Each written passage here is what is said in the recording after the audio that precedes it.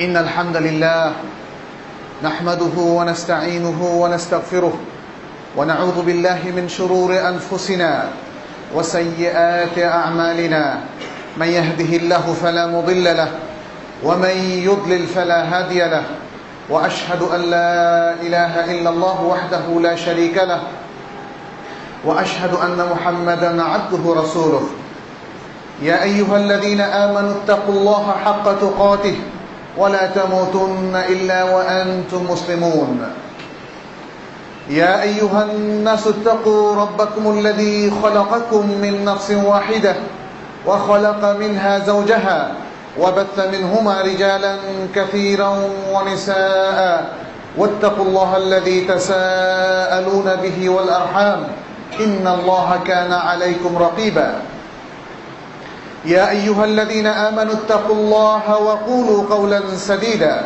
يصلح لكم أعمالكم ويغفر لكم ذنوبكم ومن يطع الله ورسوله فقد فاز فوزا عظيما أما بعد فإن أصدق الحديث كتاب الله وخير الهدي هدي محمد صلى الله عليه وسلم وشر الأمور محدثاتها وكل محدثة بدعة وكل بدعة ضلالة وكل ضلالة في النار ثم أما بعد فأوصيكم ونفسي بتقوى الله عز وجل وباتباع سنة نبينا محمد صلى الله عليه وسلم نسأل الله سبحانه وتعالى أن يتقبل منا صالح أعمالنا وأن يجعلنا من عباده الصالحين ومن عباده المخلصين আজকের জুমাবারের সমবেত সম্মানিত মুসল্লি ভাই বোনেরা, আমরা ইমানদার হওয়া সত্ত্বেও অনেকগুলো সমস্যার মধ্যে আমরা আছি। তার মধ্যে একটা বড় সমস্যা হচ্ছে চিত্ত চাঞ্চল্য, অর্থাৎ মনকে স্থির রাখতে না পারা। কিসের উপরে? আল্লাহর দ্বীনের উপরে। যখন আমরা ঈমান এনেছি, যখন আমরা ইসলামকে প্র্যাকটিস করছি, আমরা কোরআন এবং সুন্নাহর টেক্সটগুলো, ভাষ্যগুলো যদি দেখি, সেখানে দেখব কোরআন নাজিলের একটা অন্যতম উদ্দেশ্য হিসেবে বলা হয়েছে মানুষ যাতে দৃঢ়চিত্তের অধিকারী হতে পারে, মানুষ যাতে আল্লাহর দ্বীনের উপর একনিষ্ঠ হতে পারে, দ্বীনদারি এবং দ্বীন মানার ক্ষেত্রে তারা যেন দৃঢ় পথ অর্জন করতে পারে। এটি হচ্ছে একটা মূল উদ্দেশ্য। কিন্তু চিত্ত চাঞ্চল্যের কারণে আজকে আমাদের চিন্তা চেতনায় বিশাল পরিবর্তন সাধিত হয়েছে। আমাদের চিন্তা চেতনা, আমাদের কর্মকাণ্ড শুধু দ্বীনি বিষয়কে কেন্দ্র করে আবর্তিত হচ্ছে না। দ্বীনের বাইরে, ঈমানের বাইরে আমাদের অনেক চিন্তা চেতনা, অনেক আকীদা এবং অনেক আমল আমরা দেখতে পাচ্ছি, এবং সেটা মুসলিম সমাজের মধ্যে। সে জিনিসটি লক্ষ্য করে আজকে তাই আমরা আমাদের এই আলোচনায়, খুতবায় আমরা যে বিষয়টি নির্ধারণ করেছি আপনাদের সাথে শেয়ার করার জন্য, সেটি হচ্ছে কিভাবে আল্লাহর দ্বীনের উপর দৃঢ়চিত্তের অধিকারী হওয়া যায়। দৃঢ়চিত্ত এর মানে কি?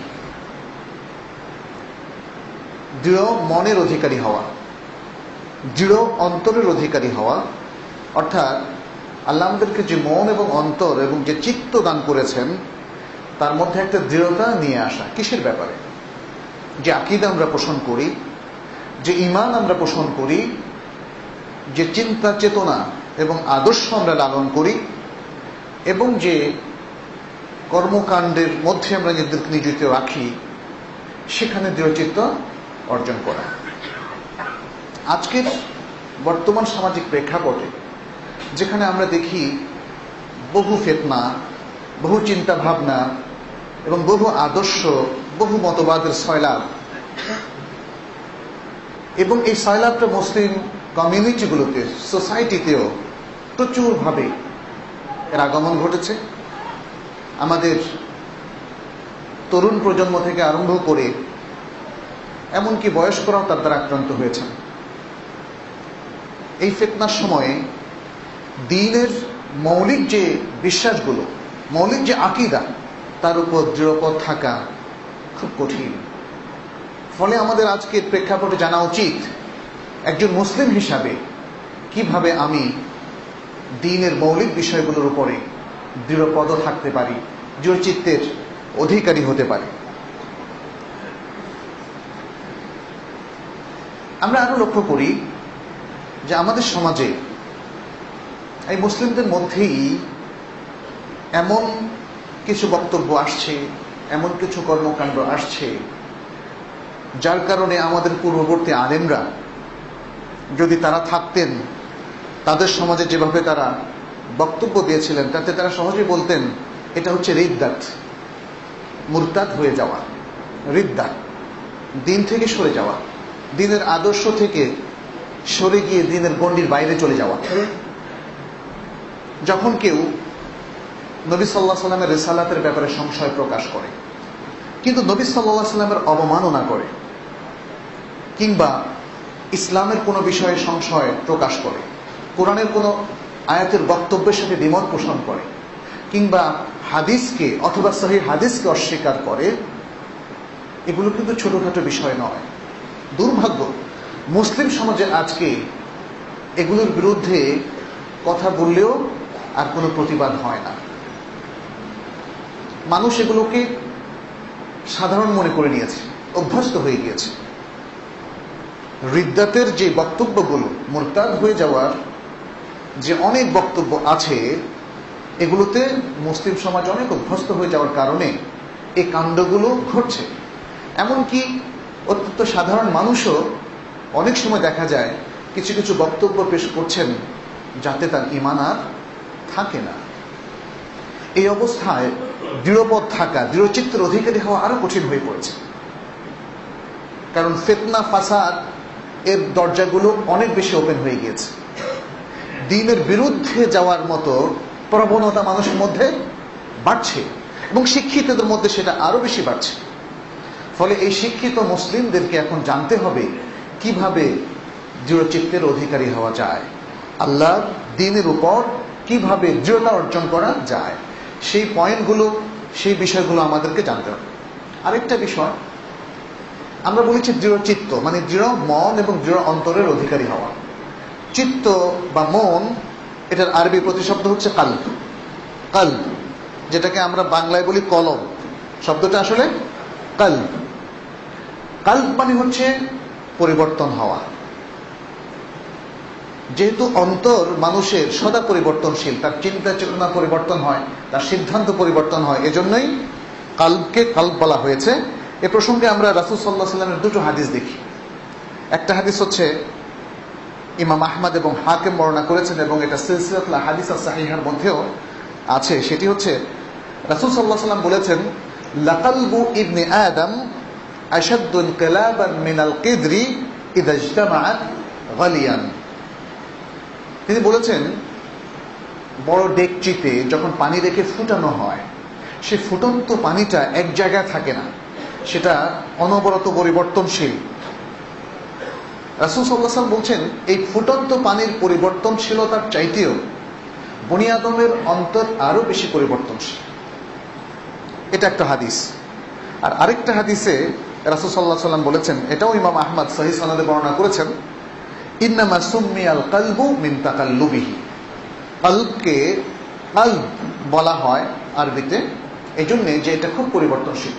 মন খুব পরিবর্তনশীল, মনের গতি অবাধ, যে কোনো জায়গায় খুব দ্রুত সন্তরণ করে চলে যেতে পারে, এক জায়গা থেকে আরেক জায়গায় সে স্থানান্তরিত হতে পারে, সে তার চিন্তাধারার পরিবর্তনও করতে পারে। এরকম একটা মনের মধ্যে দৃঢ়তা অর্জন করা এটা চ্যালেঞ্জিং, খুবই চ্যালেঞ্জিং। এই জন্যে ঈমান আনার পরেও আমরা দেখি যে সব মুমিন এক স্তরে থাকে না, সবার অন্তর ঈমানের উপর একভাবে দৃঢ়তা অর্জন করতে পারে না। সেই ক্ষেত্রে আমাদের আজকের প্রেক্ষাপটে, যেখানে মনের মধ্যে আরো বেশি পরিবর্তন হওয়ার মতো সুযোগ সৃষ্টি হয়েছে, কিভাবে আমরা দৃঢ়চিত্তের অধিকারী হতে পারি সে বিষয়টি আলোচনা করা আমাদের প্রয়োজন। প্রিয় ভাইরা, অনেকগুলো বিষয় এখানে আছে, আমরা বেশ কিছু পয়েন্ট আপনাদের সামনে পেশ করব সময়ের দিকে লক্ষ্য রেখে। এক নম্বর বিষয়, যার মাধ্যমে দৃঢ়চিত্তের অধিকারী হওয়া যায়, সেই বিষয়টি হচ্ছে আল ইকবাল আল কোরআন, কোরআনমুখী হওয়া। কোরআনের মাধ্যমে দৃঢ়চিত্তের অধিকারী হওয়া যায়। কারণ মহান আল্লাহ তাআলা কোরআনকে নাজিল করেছেন মানুষকে দৃঢ়চিত্ততা দান করার জন্য, দৃঢ়তা দান করার জন্য, তার চিন্তায়, চেতনায়, তার ইমানে, বিশ্বাসে, আমলে। অতএব যে কোরআনকে খুব দৃঢ়ভাবে আঁকড়ে ধরে আল্লাহ তাআলা তাকে নিরাপত্তা দেন। যে কোরআনকে অনুসরণ করে আল্লাহ তাআলা তাকে নাজাত দেন। এবং যে কোরআনের দিকে মানুষকে আহ্বান করে আল্লাহ তাআলা তাকে সিরাতুল মুস্তাকিমের হেদায়েত দান করেন। আলহামদুলিল্লাহ। কোরআন যে সমস্ত কারণে নাযিল হয়েছে তার মধ্যে অন্যতম হচ্ছে আত-তাসবীত, দৃঢ়চিত্ত প্রদান করা, দৃঢ়চিত্ত উপহার দেওয়া। যিনি কোরআন তেলাওয়াত করবেন, আমল করবেন, বিশ্বাস করবেন, তাকে কোরআন দৃঢ়চিত্তের অধিকারী বানিয়ে দেয়। সূরা আল ফুরকানের 32 নম্বর আয়াতে আল্লাহ তাআলা বলছেন, وقال الذين كفروا لولا نزل عليه القرآن جملة واحدة كذلك لنثبت به فؤادك ورتلناه ترتيلا। যারা কাফির তারা বলে কোরআন একসাথে কেন নাযিল হলো না। যারা অবিশ্বাসী তারা কিন্তু নানাভাবে প্রশ্ন করে মুসলিমদেরকে কিছুটা বেকায়দায় ফেলার জন্য। এই প্রশ্নটা কতটা প্রাসঙ্গিক, কতটা যৌক্তিক, এর ধার তারা ধারে না। অতএব তারা প্রশ্ন করেছে কোরআনটা এখন যেভাবে আমরা একসাথে দেখতে পাচ্ছি একটা মুসহাফের মধ্যে, এইভাবে কেন নাজিল হলো না? কোরআনটা কেন একটু একটু করে নাজিল হয়? এই প্রশ্ন তারা ছুঁড়ে দিয়েছিল। অথচ আমরা জানি যে আসলে একসাথে নাজিল হওয়াটা এটা যৌক্তিক না।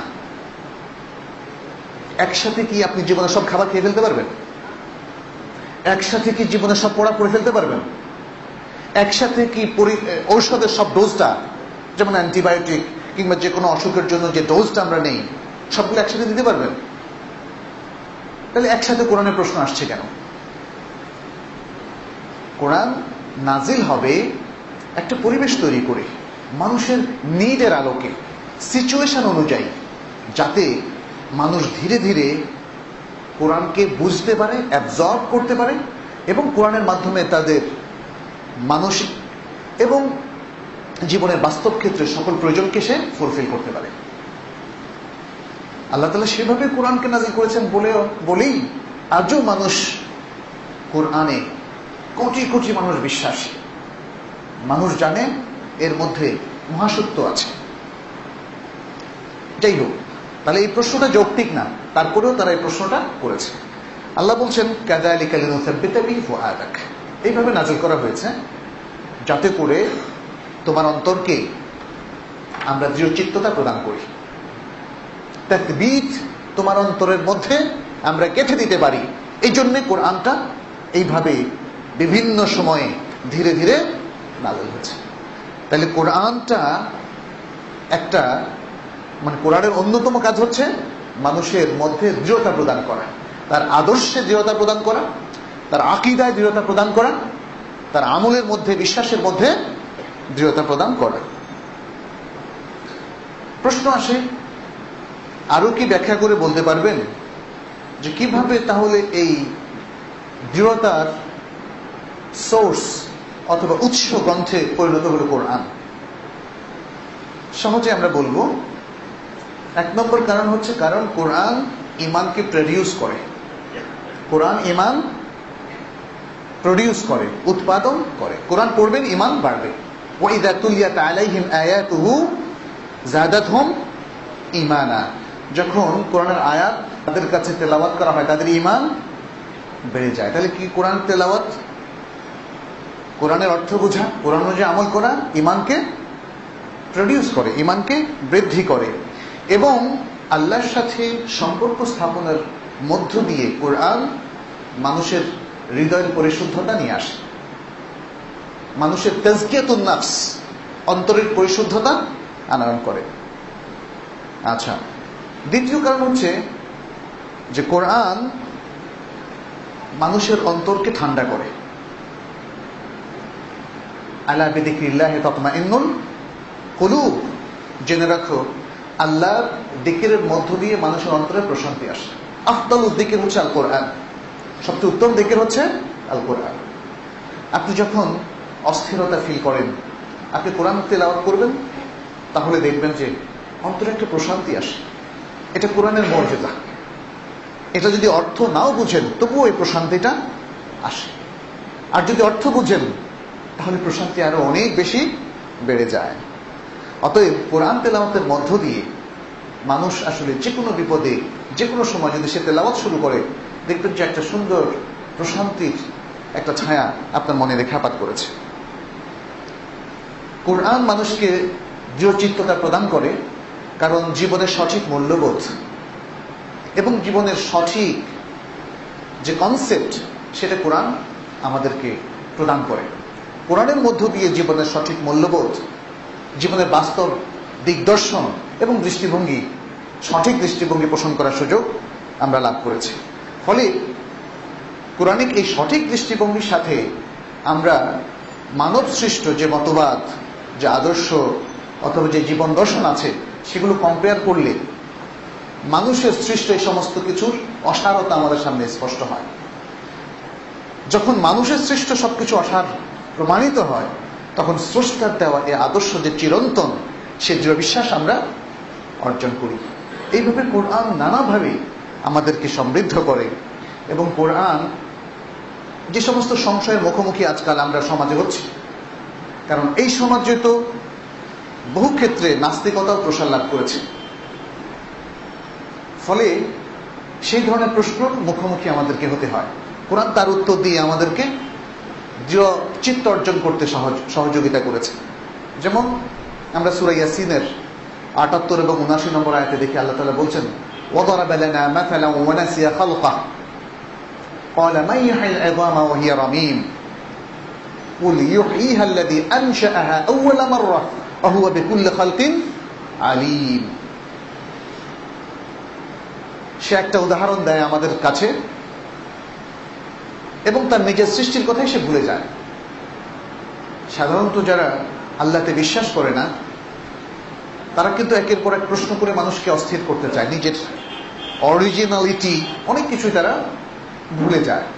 আল্লাহ সে কথাই বলছেন, সে নিজের কথা ভুলে গিয়ে সে একটা দৃষ্টান্ত দিয়ে বলে যে কে এই হাড়গুলোকে পুনরুজ্জীবিত করবে, অথচ সেগুলো বিগলিত হয়ে গিয়েছে, নিশ্চিহ্ন হয়ে গিয়েছে কবরস্থ করার পর। তাই না? এই প্রশ্নটা কিন্তু আজকে নতুন কেউ নয়। যারা আখিরাতকে অস্বীকার করতে চায় তারা এই ধরনের প্রশ্ন বলে যে মানুষের কি আবার পরজীবন আছে নাকি, তার দলিল কি, কিভাবে সম্ভব? একটা দেহ যদি নষ্ট হয়ে যায় সেটাকে আবার কিভাবে নতুন করে দেহ রূপদান করা যাবে? এটা প্রাচীন প্রশ্ন।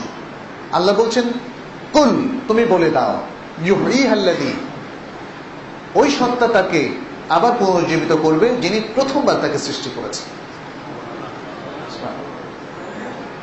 এবং তিনি তার সকল সৃষ্টি সম্পর্কে অনেক বেশি অবহিত, জানেন।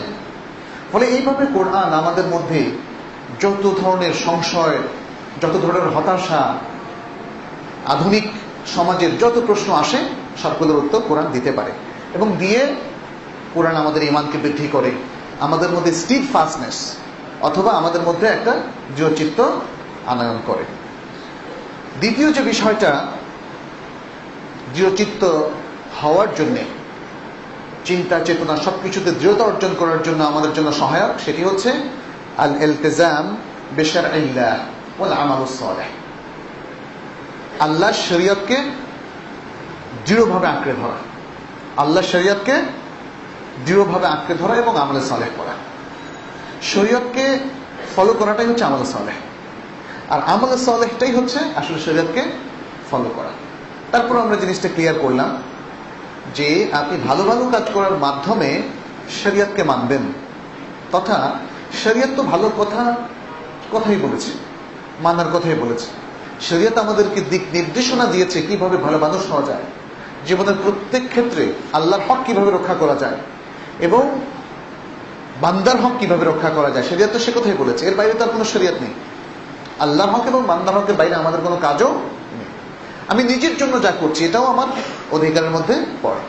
আমি আমার স্ত্রী, পরিবার, পরিজন, সমাজের আর 10 জনের জন্য যা করছি এটা বান্দার হকের মধ্যে পড়ে। অতএব একজন ব্যক্তির সকল কর্মকাণ্ড হয় আল্লাহর হক নয় বান্দার হক, এর বাইরে যাওয়ার কোনো সুযোগ নয়। এই সকল ক্ষেত্রে শরিয়ার দিক নির্দেশনা মেনে চলা, শরিয়ার গাইডেন্সটা মেনে চলা, এটা তাকে একটা দৃঢ়তা প্রদান করে। আমরা যদি দেখি একজন মুমিন, একজন মুসলিম, তিনি কিন্তু সালাত আদায় করছেন না, তিনি কোরআন তেলাওয়াত করছেন না, বা শরিয়ার মৌলিক অনেক কাজ করছেন না, তিনি কি দৃঢ়চিত্তের অধিকারী হতে পারবেন আল্লাহর দ্বীনের বিষয়ে? কখনোই পারবেন না। বরং শয়তান তাকে আরো গুরুত্বপূর্ণ বিষয়গুলোতে প্রতারিত করতে পারবে খুব সহজে। যিনি দ্বীনকে প্র্যাকটিস করেন না, শরিয়া মেনে চলেন না, তাহলে দ্বীনের ক্ষেত্রে তার দৃঢ়চিত্ত হওয়ার সম্ভাবনা অনেক লোপ পাবে। বরং তিনি দ্বীন থেকে দূরে সরে যাওয়ার ব্যাপারে যে সমস্ত সংশয়, যে সমস্ত প্রশ্নগুলো আছে, সেগুলো তাকে আরো বেশি আক্রান্ত করবে। সূরা ইব্রাহিমের 27 নম্বর আয়াতে আল্লাহ তাআলা বলছেন, ইউসাব্বিতুল্লাহু আল্লাযীনা আমানু বিল কওলি الثابت ফিল হায়াতিদ দুনিয়া ওয়া ফিল আখিরাহ ওয়া ইউযিল্লুল্লাহু আয-যালিমিন ওয়া ইয়াফআলুল্লাহু মা ইয়াশা।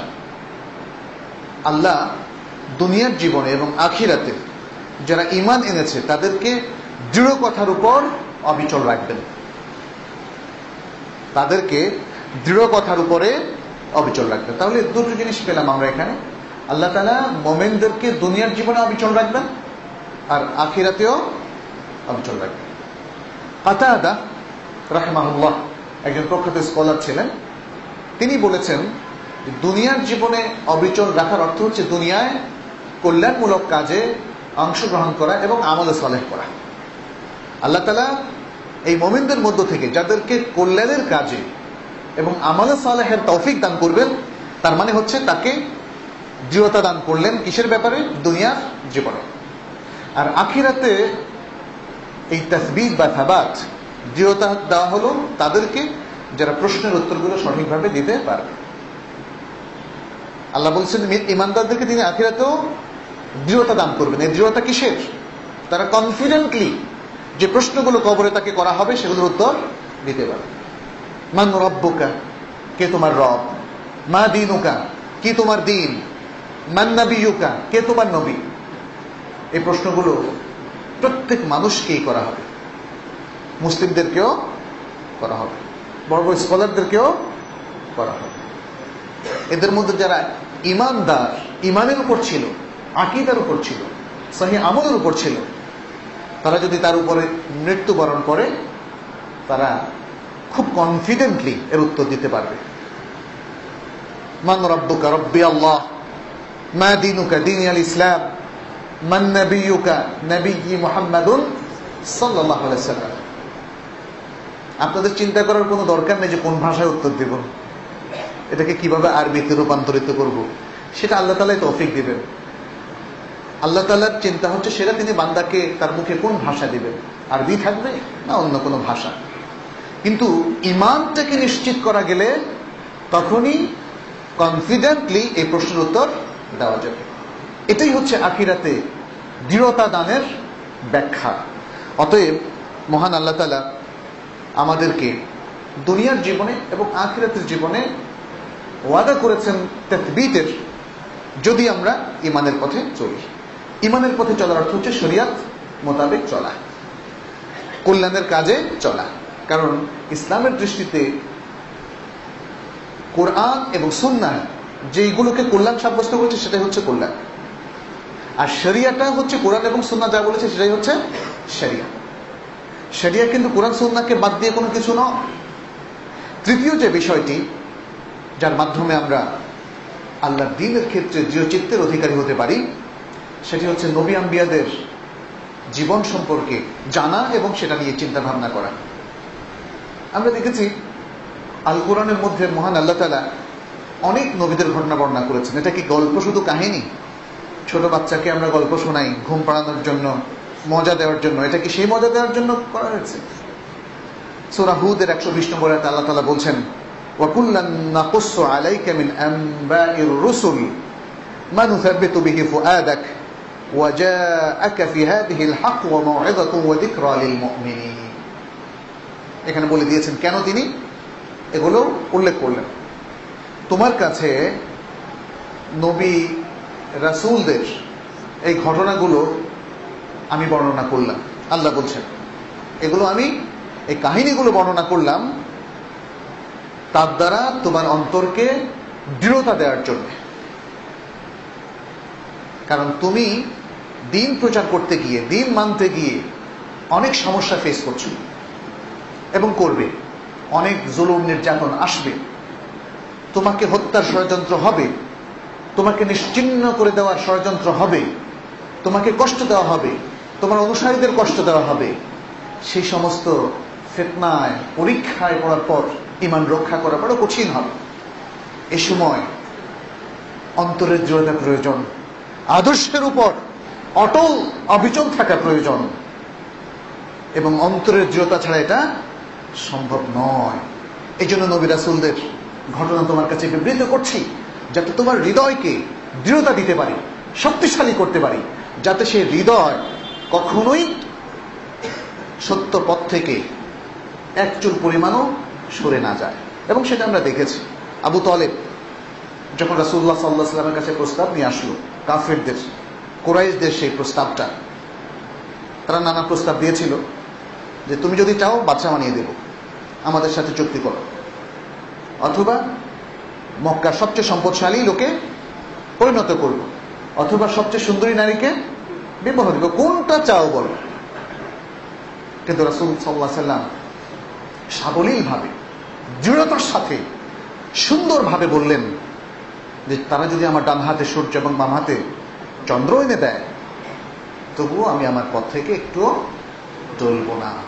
এটাই হচ্ছে দৃঢ়পদ হওয়া, এটাই হচ্ছে দৃঢ় চিত্তের অধিকারী হওয়া। কারণ তিনি নবীদের কাহিনী শুনেছিলেন, আল্লাহ বর্ণনা করেছেন, ফলে তা থেকে ইন্সপিরেশন নিয়েছেন, তা থেকে রিসার্চ তিনি নিয়েছেন। ফলে মহানবী সাল্লাল্লাহু আলাইহি ওয়াসাল্লাম তিনি যেহেতু এই দৃঢ়তার অধিকারী ছিলেন, তার ফলোয়াররাও সেই দৃঢ়তাই পেয়েছিল। এবং আজকেও যারা সত্যিকার নবীর অনুসারী, তারা সেই দৃঢ়তা, সেই ইন্সপিরেশন কোরআন এবং সুন্নাহ থেকে নেবে, নবীদের কাহিনী থেকে নেবে। নবীদের অনেকগুলো কাহিনী আসছে, ইব্রাহিম আলাইহিস সালামের, মুসা আলাইহিস সালামের, এবং আরো অন্যান্য নবীর কাহিনী। দু একটা উদাহরণ শুধু পেশ করব যে কিভাবে ইন্সপিরেশনটা আমরা নিতে পারি। সূরা আল আম্বিয়া 68 এবং 70 নম্বর আয়াতে, 68, 69, 70 নম্বর আয়াতে আল্লাহ তাআলা বলছেন, ক্বালু হাররিকুহু ওয়ানসুরু আলিহাতাকুম ইন কুনতুম ফাইলিন। তারা বলল, কারা?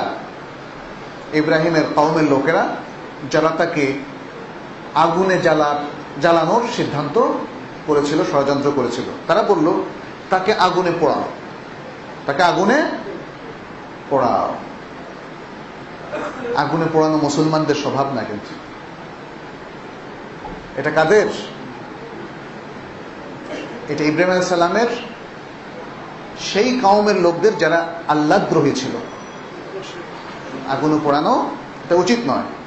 এটা তারাই এরকম প্রস্তাব দিয়েছিল যে তাকে আগুনে পোড়াও। কাকে? ইব্রাহিম আলাইহিস সালামকে আগুনে পুড়িয়ে দাও, এবং তোমাদের উপাস্যদেরকে সাহায্য করো, যদি তোমরা সত্যিকারের কর্মী হয়ে থাকো। কিছু করার যদি তোমাদের মরদ থাকে, তাহলে এই কাজটা করো। কি ভয়ঙ্কর একটা ষড়যন্ত্র! কুলনা ইয়া নারু কুনি বারদান ওয়া সালামান আলা ইব্রাহিম।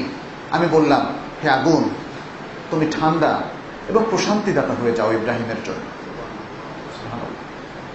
আগুন যা পোড়ায়, আল্লাহ তাআলা সে আগুনকে বললেন, তুমি শান্তি দানকারী হয়ে যাও এবং ঠান্ডায় পরিণত হও, গরম থেকো না। ও আরাদু বিহি কাইদান। জাতির সেই লোকেরা তার ব্যাপারে একটা ষড়যন্ত্র পোষণ করেছিল, ষড়যন্ত্র ইচ্ছা করেছিল, ফাজআলনাহুমুল আখসারিন, কিন্তু তাদেরকে আমি ক্ষতিগ্রস্ত এবং পরাজিত করে দিলাম। কি বোঝা গেল? বোঝা গেল যারা সত্যের পথে অবিচল থাকে, আল্লাহ তাদের পক্ষে দাঁড়ায়। কিন্তু যখন বিপদ দেখেই কাবু হয়ে পড়ে, আল্লাহ কিন্তু সে ফিতনাকে দীর্ঘায়িত করেন, সে ফিতনাকে দীর্ঘায়িত করেন। ইসলামের নবীদের কাউকে আমরা দেখি না ফিতনায় তারা দুর্বল হয়ে গিয়েছেন, তারা অবিচল থেকেছেন। কখনো কখনো কোনো কোনো নবীর ক্ষেত্রে কিছু দুর্বলতা, যেমন ইউনূস আলাইহিস সালামের ক্ষেত্রে হলেও, শেষ পর্যন্ত তারা তাদের পরীক্ষায় উত্তীর্ণ হয়েছেন। আল্লাহু আকবার। আমরা দেখি পৃথিবীর প্রতিপত্তিশালী যে ফিরাউন, তাই না, পৃথিবীর তখনকার শাসকদের মধ্যে অত্যন্ত প্রভাবশালী ছিল।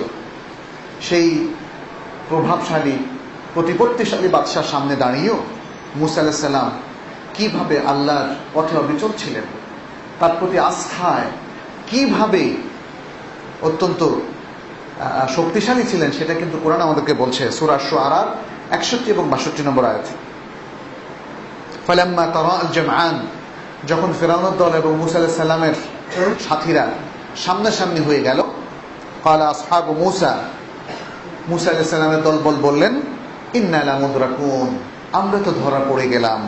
ক্বালা কাল্লা ইন্না মাইয়া রাব্বি সায়াহদিন, তিনি বললেন যে না, কখনো নয়। কাল্লা মানে কখনো নয়, নিশ্চয়ই আমার সাথে আছেন আমার রব, তিনি অবশ্যই পথ দেখাবেন, তিনি অবশ্যই পথ দেখাবেন। কোন মুমিনের কি এতে সন্দেহ আছে?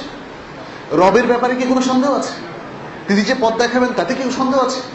তিনি যে কোনো সমস্যা থেকে উত্তরণ করবে তাতে কি কোনো সন্দেহ আছে?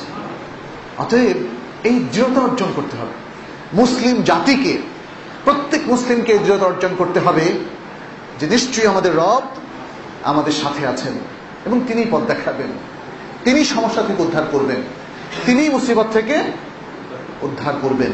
তার কাছে আমাদের সবাইকে চলে যেতে হবে। আমরা দেখি এভাবে সূরা ইয়াসিন একজন মুমিনের ঘটনা এসেছে, আসবাবে উখদুদের ঘটনা এসেছে।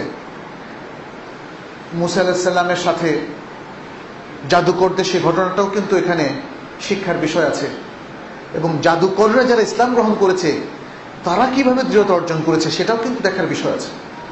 সূরা তাহার 71 নম্বর আয়াতে আল্লাহ তাআলা বলছেন, ক্বালা আমানতুম লাহু ক্বাবলা আন আযানা লাকুম ইন্নাহু লাকাবীরুকুমুল্লাযী আল্লামাকুমুস সিহরা ফালাউকাত্তিআন্না আইদিয়াকুম ওয়া আরজুলাকুম মিন খিলাফিন ওয়া লাউসাল্লিবান্নাকুম ফি জুদু'in নাখলি ওয়া লাতা'লামুন্না আইয়ুনা আশাদ্দু আযাবান ওয়া আবকা। ফিরআউনের লোকেরা অথবা ফিরআউন এই হুমকিটা দিয়েছিল। এই হুমকির সামনে কিভাবে মুমিনরা অটল ছিল তার একটা উদাহরণ এখানে দেওয়া হয়েছে। আপনারা জানেন যে জাদুকররা যখন একসাথে মুসা আলাইহিস সালামের সাথে নামলো, তখন মুসা আলাইহিস সালামের লাঠি অজগর সাপ করে সবগুলো খেয়ে ফেলল। এটা মুজিজা ছিল, এটা ছিল মুজিজা।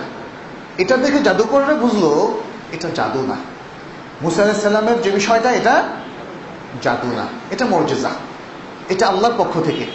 এই জন্য তারা কি বলল? আমান্না বিরাব্বি মুসা ওয়া হারুন, আমরা সবাই মুসা এবং হারুনের যে রব সেই রবের প্রতি ঈমান আনলাম। এইটা দেখে ফিরআউন তখন তাদেরকে বলল কি, আমি তোমাদেরকে অনুমতি দেওয়ার আগেই তোমরা তার প্রতি ঈমান নিয়ে আসলে? ইয়া সালাম। যেহেতু সে প্রভাবশালী, সে ভেবেছে আমারই এখন শক্তি দুনিয়ায়, আমি অনুমতি দেওয়ার আগে তোমরা ঈমান কেন নিয়ে এসেছো? আর নিশ্চয়ই এই মুসা, সে বুঝতে পেরেছে তোমাদের সবার বড় জাদুকর, তোমাদের ওস্তাদ, লাকাবীরুকুম, তোমাদের জাদুকরদের মধ্যে সেই সবচেয়ে বড়, যে তোমাদেরকে জাদু শিক্ষা দিয়েছে। ফলে তোমরা বুঝতে পেরেছো যে সে তোমাদের ওস্তাদ, এই জন্য তোমরা তার রবের প্রতি ঈমান এনেছো, আমার অনুমতির আগেই তোমরা ঈমান এনেছো। ফলে আমি তোমাদের সকল হাত সকল পা বিপরীত দিক থেকে কাটবো, অর্থাৎ প্রত্যেক ব্যক্তির ডান পা বাম হাত অথবা ডান হাত বাম পা এভাবে করে কাটবো, এবং খেজুর গাছের কাণ্ডে তাদেরকে শুলিতে চড়াবো, আগের জীবনের মানে যে শাস্ত্রের যে স্টাইল ছিল। এবং তোমরা জানবে অচিরেই যে কে বেশি কঠোর আযাবদার এবং কে স্থায়ী। কে স্থায়ী দেখেন, এই ফিরআউনও কিন্তু বলেছিল কে স্থায়ী, কিন্তু ফিরআউন কি আছে? তার মমি আছে, এবং সেটা মানুষের জন্য নিদর্শন। তাহলে এই যে ঘটনাগুলো, এই ঘটনাগুলোর মধ্য দিয়ে আমরা কি শিখব? আমরা শিখব কিভাবে দৃঢ়চিত্ত থাকতে হয় এবং কিভাবে জগতের যত প্রভাব প্রতিপত্তিশালী যারা দিনের বিপক্ষে, সত্যের বিপক্ষে, কিভাবে তাদের পতন ত্বরান্বিত হয়। অতএব এই ঘটনাগুলো জানার পরে মুমিন কিন্তু আর ভয় পায় না, সে বেপরোয়া, সে আল্লাহ ছাড়া আর কাউকেই ভয় পায় না এবং কারো কাছে মাথা নত করে না। চতুর্থ যে বিষয়টা আমাদেরকে দৃঢ়চিত্তের অধিকারী হতে সহায়তা করে সেটি হচ্ছে দোয়া। দোয়া, কারণ দোয়ার মধ্যেও দেখবেন যে কিছু সুন্দর সুন্দর দোয়া মহান আল্লাহ তাআলা আমাদেরকে কোরআনের মধ্যে শিখিয়ে দিয়েছেন, যে দোয়াগুলো অত্যন্ত চমৎকার। দোয়াগুলোর অর্থ যদি আপনি খেয়াল করেন তাহলে দোয়ার সাথে সাথে মনে হয় যেন আল্লাহ কবুল করে নিয়েছেন এবং আপনি দৃঢ়চিত্তের অধিকারী হওয়ার সুযোগ পাবেন। যেমন কিছু উদাহরণ দিচ্ছি। রব্বানা লা তুযিগ কুলুবানা বা'দা ইয হাদাইতানা, রব্বানা লা তুযিগ কুলুবানা বা'দা ইয হাদাইতানা। হে আমাদের রব, আমাদেরকে হেদায়েত দেওয়ার পর আমাদের অন্তরকে কখনো বক্র করো না, বক্রতার পথে চালো না। রব্বানা আফরিগ আলাইনা সাবরান, রব্বানা আফরিগ আলাইনা সাবরান ওয়া থাব্বিত আকদামানা। হে আমাদের রব, আমাদের উপর সবর ঢেলে দিন। সবর ঢেলে দেওয়ার অর্থ কি? অর্থাৎ বেশি বেশি যাতে সবর করতে পারি সে তৌফিক আমাদেরকে দান করুন এবং আমাদের পাগুলোকে দৃঢ়তা দান করুন, যেন আমরা আদর্শের উপর সঠিকভাবে দৃঢ়তার সাথে দাঁড়াতে পারি, যেন আমরা টালমাটাল হয়ে না যাই। এইভাবে আমরা দেখি যেহেতু কলব এটা পরিবর্তনশীল, রাসূল সাল্লাল্লাহু আলাইহি সাল্লাম একটা দোয়া নিজেও করতেন, সেটা আমাদেরকে শিখিয়ে দিয়েছেন। ইয়া মুকাল্লিবাল কুলুব সাব্বিত কলবি আলা দীনিক। হে হৃদয়কে পরিবর্তনকারী, তুমি আমার হৃদয়কে আমার দ্বীনের উপর স্থায়ী করে দাও, দৃঢ়পদ করে দাও। এটা কেন বললেন? কারণ আরেকটা হাদিসে এসেছে, ইমাম আহমদ সেটা বর্ণনা করেছেন, যে কুলুবু বানি আদম বাইনা আসাবির রহমান, বনি আদমের অন্তরগুলো আল্লাহর আঙ্গুলের মাঝখানে থাকে, তিনি যেভাবে ইচ্ছা এটাকে ঘুরাতে পারেন। কাকালবে ওয়াহিদিন ইয়াসরিফুহু হাইথু ইয়াশা, সবগুলো কলব একটা কলবের মতো তার আঙ্গুলের মাঝখানে থাকে, তিনি যেভাবে ইচ্ছা এগুলোকে ঘোরান, ফলে মানুষের অন্তর ঘুরে যায়। 5 নম্বরের যে বিষয়টা সেটি হচ্ছে আল্লাহর যিকির, আল্লাহকে স্মরণ করা। এটা খুব গুরুত্বপূর্ণ একটা বিষয়। মুসলিম কিন্তু আল্লাহর কথা ভুলে গিয়েছে, কোরআন তেলাওয়াত করে না। যদি জিজ্ঞেস করি যে কতদিন কোরআন তেলাওয়াত করে না, বলে যে ভাই কবে করেছি সেটাই মনে নাই। আছে না এরকম? এরকমদের সংখ্যা কিন্তু অনেক। আবার কাউকে জিজ্ঞেস করলে সে বলবে যে ভাই লজ্জার কথা, কোরআন তেলাওয়াতই তো পারি না। এরকম লোকের সংখ্যাও কিন্তু কম নেই। যিকিরের মধ্যে আফদালুল যিকির হচ্ছে কোরআন, কারণ কোরআনের উপকার এত বহুমুখী। কোরআনের মধ্যে ইসলামের মূল রূপরেখা দেওয়া আছে। ইমানের, বললাম না, ইমানকে প্রডিউস করে কোরআন। কোরআন বাদ দিয়ে অন্য সব ওই যে ওয়াজিফার জিকির টিকির করে কোনো লাভ নাই। এই যে একটা অবস্থা, তাহলে যেই মোমেনরা আল্লাহর যিকির থেকে, আল্লাহর স্মরণ থেকে, আল্লাহর কিতাব থেকে এতটা দূরত্ব তারা ইখতিয়ার করে নেয়, তারা কি করে দৃঢ়পদ হবে? তারা কি করে দৃঢ়চিত্তের অধিকারী হবে? তারা কি করে দ্বীনের উপর থাকবে? আজকে বৈষয়িক বৃত্ত, বৈভব অথবা জীবনের বাহিরের দিক, চাকচিক্য আমাদেরকে এতটাই মোহিত করেছে যে আমরা আসলে আল্লাহর দ্বীন থেকে সরে পড়েছি, আল্লাহর যিকির থেকে, স্মরণ থেকে, ইসলামের মৌলিক কাজগুলো থেকে দূরে সরে পড়ার কারণে আজকে অধিকাংশ মুসলিমের অবস্থা হচ্ছে দ্বীনের ক্ষেত্রে তাদেরকে আসলে পাওয়া যায় না, দ্বীন মানার ক্ষেত্রে তাদেরকে পাওয়া যায় না, দ্বীনের ক্ষেত্রে অনেকেই দৃঢ়পদ নয়। আল্লাহ তাআলা বলছেন এখানে সূরা আনফালের 45 নম্বর আয়াতে, ইয়া আইয়ুহাল্লাযীনা আমানু ইযা লাকীতুম ফিআতান ফাথবুতু ওয়াযকুরুল্লাহা কাসীরান লাআল্লাকুম তুফলিহুন। হে ঈমানদার লোকেরা, যখন তোমরা শত্রুপক্ষের সাথে মোকাবেলা করো তখন দৃঢ়পদ হও এবং আল্লাহকে বেশি বেশি স্মরণ করো, যাতে তোমরা সফল হও, সফলতা অর্জন করো। তাহলে ইভেন মুসলিমরা যখন তাদের শত্রুর মোকাবেলা করবে তখন তারা ভয় পাবে না। কিন্তু এই যে দৃঢ়পদ থাকার যে বিষয়টা, আল্লাহ তাআলা তারপরে বলেন আল্লাহকে স্মরণ করতে। তার মানে হচ্ছে আল্লাহকে স্মরণ রাখা আমাদেরকে দৃঢ়চিত্তের অধিকারী হতে সহায়তা করে, দৃঢ়পদ হতে সহায়তা করে। এক্ষেত্রে অনেকগুলো উদাহরণ আমরা দেখি, যেমন পারস্য এবং রোমান সাম্রাজ্যের বিরুদ্ধে মুসলমানদের যে সংগ্রাম, সেখানে যে দৃঢ়তা, আদর্শের দৃঢ়তা, এবং সেখানে যে ত্যাগ তিতিক্ষা, পতাকা বহনের যে দৃষ্টান্তগুলো, ইয়ারমুকের যুদ্ধে কিংবা অন্যান্য যুদ্ধে আরও যে বিভিন্ন সুন্দর সুন্দর ঘটনাগুলো আমাদের কাছে বিবৃত করা হয়, এগুলো তার প্রমাণ। তারা আল্লাহ স্মরণ থেকে কখনো বিচ্যুত হননি, ফলে আল্লাহ তাআলা তাদেরকে দৃঢ়তা দিয়েছিলেন। ফলে অল্প সংখ্যক লোক নিয়েই তারা বিজয়কে নিশ্চিত করতে পেরেছিলেন, ইসলামের বিজয়কে নিশ্চিত করতে পেরেছিলেন। শুধু সেটাই নয়, আপনি শুধু খেয়াল করুন, নবী সাল্লাল্লাহু আলাইহি ওয়াসাল্লাম মাত্র 23 বছরের মধ্যে একটা আদর্শকে সুসম্পন্নভাবে স্টাবলিশ করলেন। এটা একটা ইম্পসিবল মিশনের মতো মনে হয় আমাদের কাছে, কারণ তিনি সারাদিন কাজ করে মানুষের সাথে মানুষের সমস্ত নিড ফুলফিল করে, মানুষকে হেল্প করে, যাবতীয় দেন দরবার শেষ করে রাত্রে কিন্তু তার প্রভুর স্মরণে লেগে যেতেন, প্রভুর ইবাদতে লেগে যেতেন। রাতের অধিকাংশ সময় রাসূলুল্লাহ সাল্লাল্লাহু আলাইহি ওয়াসাল্লাম প্রতি রাতেই তিনি কি সালাতুত তাহাজ্জুদ পড়েননি? আজকে আমরা অনেক সময় শিকায়ত করি আল্লাহ আমাদের কথা শুনছে না, দোয়া কবুল করছে না, আল্লাহকে এত ডাকা ডাকি। আসলে কতটুক ডাকেন? দু একবার ডাক দিয়ে আপনি অস্থির হয়ে যান। কয় রাত তাহাজ্জুদ পড়েছেন, কয় ঘন্টা করে তাহাজ্জুদ পড়েছেন, আল্লাহর কাছে কতটা ধর্ণা দিয়েছেন জীবনের প্রত্যেকটা ক্ষেত্রে।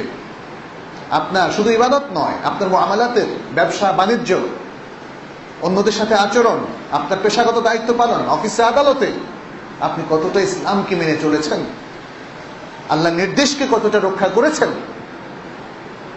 সে সমস্ত জিনিস যদি আমরা বিশ্লেষণ করেছি, এখানে দেখবো যে খুবই কম, খুবই কম। এরপর আমরা অস্থির হয়ে যাই, কেন আল্লাহ আমাদের দোয়া কবুল করেন না। দোয়ার উপরে আমরা কিছু কথা আরেকদিন কোন এক খুতবায় বলবো ইনশাআল্লাহ। দোয়া কেন কবুল হয় না, এই অভিযোগ আমাদের অনেকের। কিন্তু দোয়া কবুল হওয়ার জন্য কিভাবে দোয়া করতে হবে সেই বিষয়ে আমরা অনেক সময় ধার ধারি না। ষষ্ঠ যে বিষয়টি, সেটি হচ্ছে মুসলিম সঠিক সহি পথে চলবে। যদি সহি পথ কেউ ত্যাগ করে অন্য কোনো বক্র পথে যায়, তাহলে সে দৃঢ়চিত্তের অধিকারী হতে পারবে না, দিনের ব্যাপারে সে দৃঢ়তা অর্জন করতে পারবে না। কারণ ইসলাম সহিহ, এই জন্য সে সহিহ ছাড়া আর কোনো পথ পছন্দ করে না। যারা আজকে নানা ধরনের কারসাজি করেন, দুর্নীতি করেন, অন্যায় করেন, ভুল করেন, মানুষের সম্পদ, রাষ্ট্রের সম্পদ আত্মসাৎ করেন, তারা দৃঢ়পদ ইসলামের ক্ষেত্রে, দ্বীনের ক্ষেত্রে দৃঢ়পদ অর্জন করতে পারবেন না। সপ্তম যে বিষয়টি, সেটি হচ্ছে তারবিয়া। তারবিয়া, আরবিতে দুটো শব্দ আছে, একটা হচ্ছে তালিম আর একটা হচ্ছে তারবিয়া। তালিম হচ্ছে একাডেমিক এডুকেশন, একাডেমিক শিক্ষা, আর তারবিয়া হচ্ছে total education, total and comprehensive education. এটা হচ্ছে একটা পরিপূর্ণ শিক্ষা, যেখানে হাতে কলমে শিক্ষাটাও ইনক্লুডেড, যেখানে আকীদার সাথে কর্মের একটা রিলেশন থাকে, চিন্তার সাথে মানুষের বাহ্যিক জীবনের একটা রিলেশন থাকে, আদর্শের সাথে তার কর্মকাণ্ডের একটা রিলেশন থাকে। এটা হচ্ছে টোটাল এডুকেশন। তার দেহ মন সবকিছুর একটা চমৎকার সুসংগতি সে অর্জন করবে। সে যে ভালো চিন্তা করে সেটাকে তার সকল কর্মকাণ্ডে প্রতিভাত করবে, সকল কল্যাণ সম্পাদনের মাধ্যমে সে জগৎবাসীর সামনে সে প্রমাণ করবে যে it is because of our education, এটা আমাদের শিক্ষার কারণে। আল্লাহ এবং তার রাসূল সাল্লাল্লাহু আলাইহি ওয়াসাল্লাম আমাদেরকে কাউকে তো হার্ট করতে শিক্ষা দেননি, ধ্বংস করতে শিক্ষা দেননি, দুর্নীতি করতে শিক্ষা দেননি, মিথ্যা বলতে শিক্ষা দেননি, গীবত পরনিন্দা করতে শিক্ষা দেননি, মানুষের ক্ষতি করতে শিক্ষা দেননি, জগতের এবং মানবতার ক্ষতি করতে শিক্ষা দেননি। অতএব মুসলিম প্রপার এডুকেশনটাই গ্রহণ করবে, জাতিকে দেবে, প্রজন্মকে দেবে, এর মধ্য দিয়ে সে তার মূল বিশ্বাসের বিষয়ে দৃঢ়তা অর্জন করবে এবং জাতিকে অর্জনে সহায়তা করবে। অষ্টম নম্বর হচ্ছে আত্মিকাতু বিত্তারিক। এত যাচাই বাছাই করার পরে, এত পড়াশোনার করার পরে যে মহান আদর্শের প্রতি আমরা ঈমান এনেছি, যে হককে আমরা গ্রহণ করেছি, কোরআন সুন্নাহর বিশুদ্ধতার প্রতি আমরা আমরা আস্থা এনেছি, সেই আস্থাটা কন্টিনিউ রাখা। যেই পথে আমরা চলছি দ্বীনের, সেই পথের প্রতি আস্থা রাখা। যদি আপনি কনফিউজড হয়ে যান যে হাদিস আসলে ঠিক কিনা, সোর্স অফ নলেজ কিনা, কোরআনের বক্তব্য ঠিক কিনা, ইসলামের ইতিহাস থেকে আপনি খলিফাদের কিছু উদাহরণ নিয়ে এসে বলেন এগুলো ঠিক কিনা, এরকম কনফিউশন যাদের আসে, যারা তাদের নিজের অতীত ঐতিহ্যের উপরে, নিজের সোর্স অফ নলেজের উপরে, নিজের ইমানের উপরে, নিজের আদর্শের উপরে যদি মাঝে মাঝে কনফিউজড হয়ে যায়, তারা দৃঢ় পথ অর্জন করতে পারে না, তারা দৃঢ় চিত্তের অধিকারী হতে পারে না। 9 নম্বর হচ্ছে আল্লাহর দিকে মানুষকে আহ্বান করা। আল্লাহর দিকে মানুষকে আহ্বান করলে আল্লাহর দ্বীনের উপরে বা দ্বীনের ব্যাপারে দৃঢ় চিত্তের অধিকারী হওয়া যায়। কারণ আপনি যা বলেন সেদিকে মানুষকে আহ্বান করেন। এমনকি এই যে আল্লাহর দিকে আহ্বান করা বা নিজের আদর্শের দিকে আহ্বান করার বিষয়টা আমরা অন্যান্য মতবাদের ক্ষেত্রেও পাই। পৃথিবীর যে কোনো শক্তিশালী মতবাদের জনক দেখবেন যে সে যা ভাবে, সে বিশ্বাস করে, সে যদি তার উপর দৃঢ় থাকে তাহলে মানুষকে সেদিকে আহ্বান করে, এবং এই আহ্বান করা ছাড়া সে তাতে সফলতা অর্জন করা যায় না। আপনি যদি ইসলামকে মানেন আর নিজের মধ্যেই সেটাকে সীমাবদ্ধ রাখেন, তাহলে দিনই অনেক বিষয়ে আপনার সাফল্য আসবে না। কারণ ইসলাম পুরোটাই শুধু ব্যক্তিগত বিষয় নয়। ব্যক্তির চর্চার কর্মকাণ্ডের বাইরে ইসলামের বিশাল পরিধি আছে। ইসলামের অনেক বিষয় আছে যেখানে সামষ্টিক বিষয়, অনেক বিষয় আছে যেখানে অর্থনৈতিক বিষয়, প্রাতিষ্ঠানিক বিষয়, রাষ্ট্রীয় বিষয়, সেগুলো কি হবে? এর জন্য ইসলাম শুধুমাত্র যে কোনো ধর্মের মতো ব্যক্তিগত বিষয় নয়। এই জন্যই ইসলামের দিকে মানুষকে আহ্বান করার প্রয়োজন আছে। সকলের সম্মিলনে যদি ইসলাম নিয়ে ভাবা না হয়, তাহলে যে ইসলামের প্রতি আল্লাহ আমাদেরকে আহ্বান করেছেন, যে ইসলাম রাসূলুল্লাহ সাল্লাল্লাহু আলাইহি ওয়াসাল্লাম রেখে গিয়েছেন এবং উম্মাহকে এস্টাবলিশ করার নির্দেশ দিয়েছেন, সে ইসলাম কখনো আসবে না। ইসলাম মেনে চলা, ইসলামকে এস্টাবলিশ করা, এটা সামষ্টিক বিষয়, এটা শুধুমাত্র ব্যক্তিগত বিষয় নয়।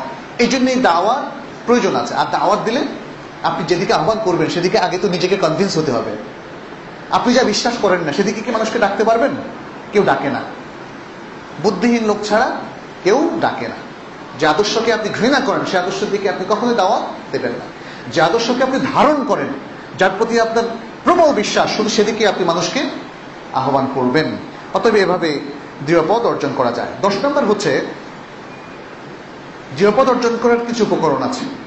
এই উপকরণগুলোর মধ্যে আছে ভালো মুহাক্কিক স্কলার, ভালো মানুষ এবং দাঈ আল্লাহ, এই ধরনের লোকদের সাথে সংস্রব বাড়ানো, তাদের সাথে ইন্টারাকশন বাড়ানো। আপনি যদি মনে করেন যে আমি অনেক জানি, আমি নিজে নিজে পড়ে পড়ে সব বুঝবো, বুখারী মুসলিম এখন পড়তে পারি, বাংলায় আছে, তাফসীরও পড়তে পারি, তাহলে দেখবেন যে আপনার অনেক ক্ষেত্রে বিভ্রান্তি এখনো থেকে যাবে। কারণ আপনি এত বড় স্কলার হন নাই। বিশেষ করে অল্প কিছু হাদিস আর কোরআনের আয়াত পড়ে আপনি সবকিছু করতে পারবেন। উচিত হচ্ছে অন্য স্কলারদের সাথে এবং ভালো জানাশোনা, ভালো চরিত্র অধিকারী লোকদের সাথে আপনার ইন্টারাকশন বাড়ানো। তাহলে কিভাবে উপকৃত হবেন? আপনি জ্ঞানগুলো তার থেকে যাচাই করে নেবেন, আর আখলাকের বিষয়গুলো যাচাই করে নেবেন। ভালো লোকের সাথে বসলে ভালো হয়ে যেতে ইচ্ছে করে না? আর খারাপ লোকের সাথে আপনি কিছুদিন থাকলে যদি দেখেন যে সে সুদও খায়, ঘুষও খায় এবং তাতে তার 2 পয়সা ইনকাম হয়, তখন দেখবেন আপনার মধ্যে সেটা সংক্রামিত হবে যে 2 পয়সা তো আমিও পারি ইনকাম করতে।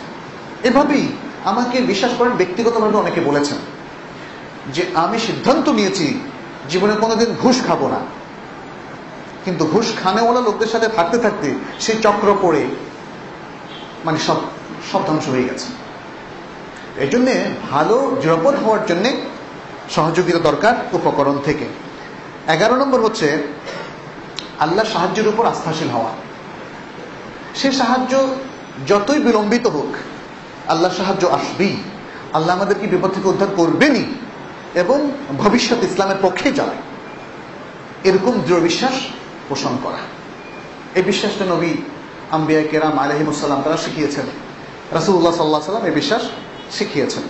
অনেক সময় বিপদে আমরা যখন পড়ি তখন মনে হয় যে এটা খুব লম্বা একটা বিষয়। আপনি বিপদের একটা প্রহর আপনার কাছে 1000 প্রহরের মতো মনে হবে।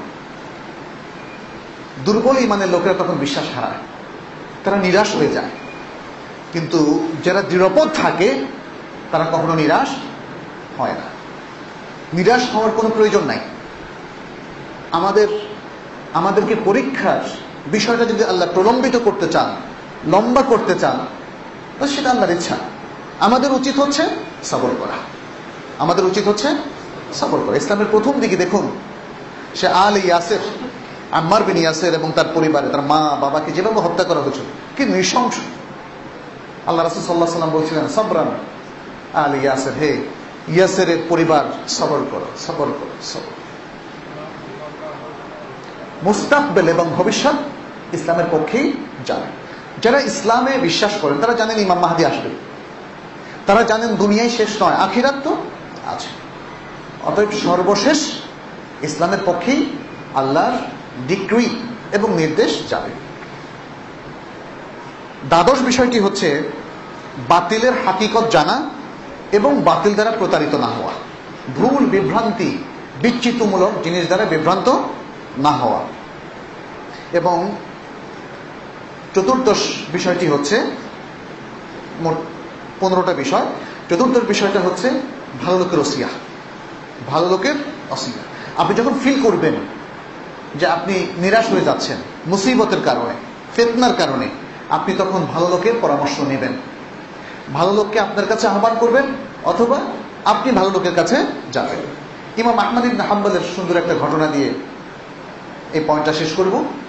ইমাম আহমদ ইবনে হাম্বল তিনি যখন খলিফা মামুনের দ্বারা বন্দী হলেন একটা কারণে, কোরআন এটা কি সৃষ্ট নাকি এটা চিরন্তন, যেহেতু আল্লাহর সিফাত, আল্লাহর গুণাবলী, এরকম একটা ডিবেট হয়েছিল। মামুন মুতাজিলাদের মতবাদ গ্রহণ করে আহমদ ইবনে হাম্বল রাহিমাহুল্লাহকে চাপ দিচ্ছিলেন তার মতে আসার জন্য। খলিফা তিনি চাপ দিচ্ছিলেন একজন আলেম যেন, একজন ইমাম যেন তার মতে আসে। কিন্তু ইমাম তো আল্লাহকে ভয় পান, ইমাম তো দৃঢ়তা অর্জন করেছেন তার আকীদা, তার আমল সবকিছুর উপরে, তিনি নতি স্বীকার করেন।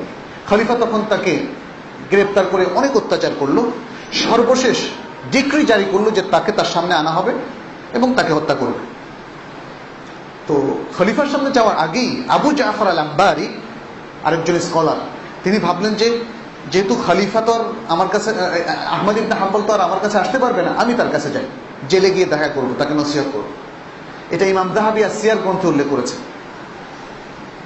তিনি আসলেন, এসে বললেন, ইয়া আবা আব্দুল্লাহ, এটা ইমাম আহমদের লকব ছিল, আবা আব্দুল্লাহ, যেহেতু তার সন্তান ছিল আব্দুল্লাহ, যে তুমি আজকে ইমাম, মানুষ তোমাকে অনুসরণ করছে, তুমি যদি খলিফার চাপে তার কথা মেনে নাও তাহলে হাজার হাজার মানুষ তোমার এই ভুল সিদ্ধান্তটা মেনে নেবে।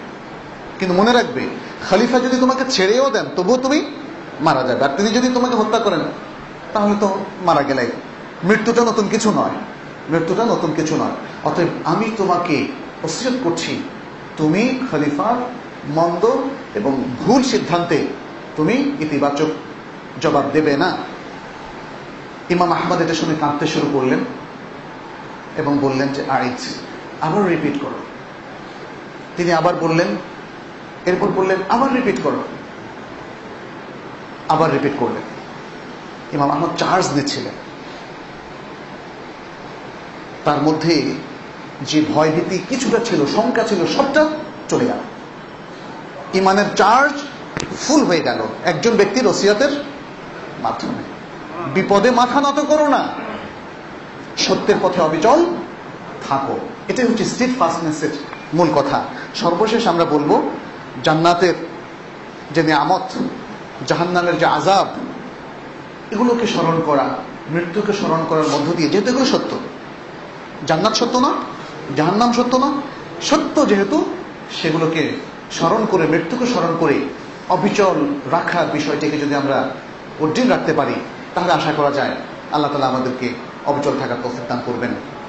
আকুলু কাওলি হাযা ওয়া আস্তাগফিরুল্লাহ লি ওয়া লাকুম ওয়া লিসাইরিল মুসলিমিন ইন্নাহু হুয়াল গফুরুর রহিম।